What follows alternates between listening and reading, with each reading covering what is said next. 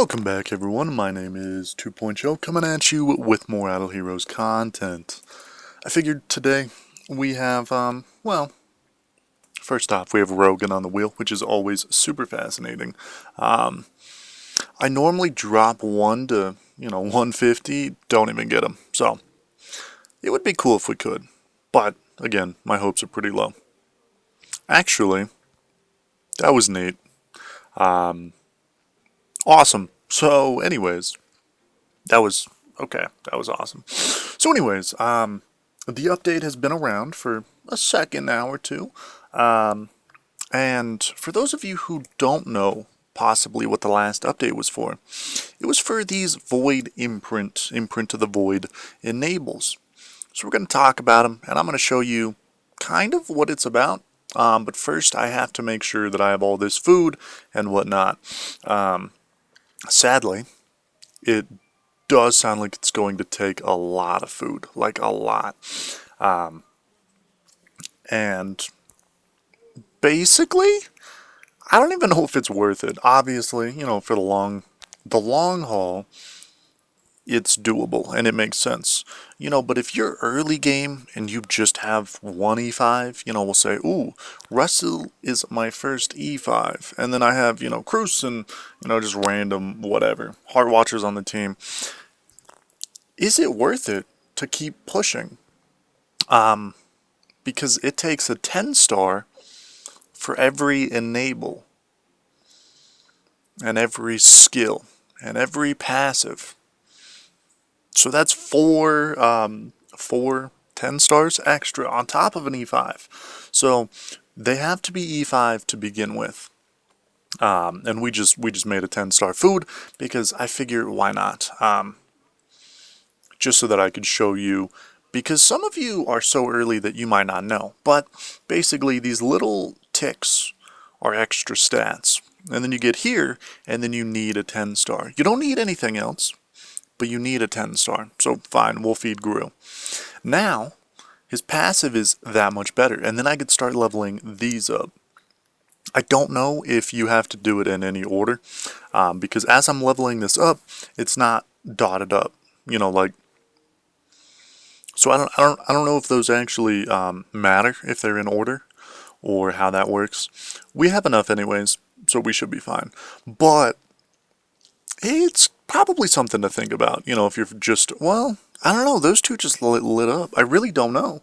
But again, it's probably something to look at, something to think about, just because I don't know. Don't want to throw anything out there. But this can give a lot of extra stats. So, is it worth it? I don't know. I mean, for example, it obviously depends on the hero. Looking at Russell, he deals more damage. Here he got more holy damage, more reduced damage, everything. And all these are just extra stats, so that's nice. And you can always reset it for $500. But I don't know if it's really, jumping out at me. Like, I don't know if I love it just yet. Obviously, we'll have to look into it. We'll have to mess around. But I don't know. Like, everyone just has upgraded skills. They're not anything crazy so far. And if you want, I would love to, dive in and read them each and kind of look at that. And I might do that more intensive on a later video. But for the time being, 120 holy damage. That's kind of weird. I don't even know why they did that. Damage reduced 30. HP 50. I've heard Tara is one of the more tanky people after this, if you fully max everything out, but that means you need 4 10 stars. Which is kind of ridiculous. So, sorry, Asmo doesn't have it. I was going to say, so we saw E5 Ada, and then 5-star Ada doesn't have it. So, they need to be E5 for them to even, begin this process. And not everyone gets it. There's a select few people that get it. And I think Sherlock is going to be very, very strong whenever it comes to it. He gets extra tanky. He has more chances to swap. And, higher percent chance of dubbing people. Although, again, if he's your first, I don't even know if I would recommend that. Because Russell is so much more important damage dealing wise. Sherlock can still die without doing much. He could get doved himself.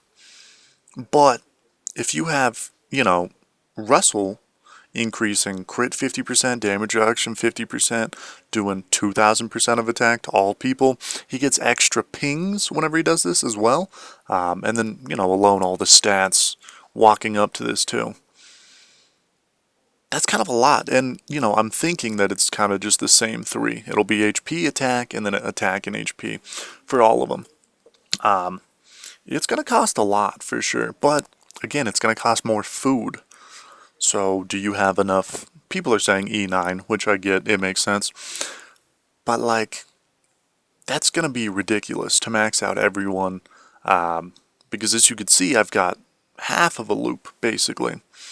Obviously, we would need another 10-star, but we're halfway done for Russell. I don't know. I'm probably going to work on building more projects because I want to do more things instead of just, this.